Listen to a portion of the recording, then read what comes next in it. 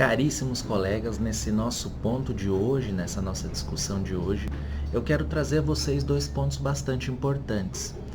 Execução de TAC na Justiça do Trabalho é um ponto que não gera maiores divergências, não gera maiores discussões, até porque existe previsão legal nesse sentido.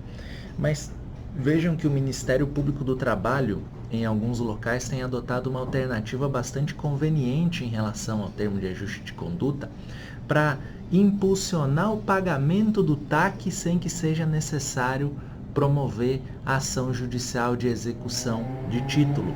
O que o Ministério Público tem feito? O Ministério Público tem protestado termos de ajuste de conduta para apresentar assim uma coação maior ao devedor para que ele pague esse valor constante no termo de ajuste de conduta que foi por ele firmado.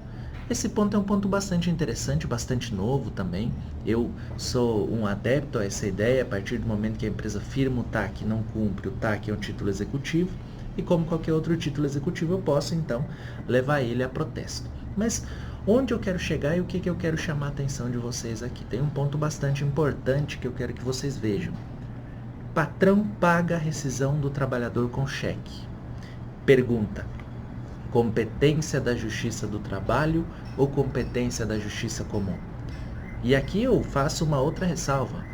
Patrão paga o trabalhador ou a rescisão do trabalhador entregando ao trabalhador uma nota promissória de quem é a competência para a execução, da Justiça do Trabalho ou da Justiça Comum.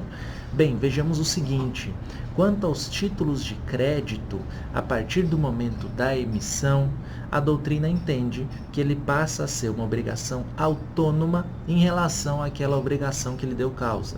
Então, nessa circunstância aqui, se eu tenho uma relação de trabalho e o pagamento de verbas rescisórias trabalhistas, decorrentes de uma relação de emprego, e eu extraio desse pagamento de verbas rescisórias, ou eu crio, através desse pagamento, uma nova obrigação, que é a entrega de um cheque, que tem a característica da autonomia em relação à obrigação principal, eu então crio uma nova relação jurídica de direito comum, de direito civil.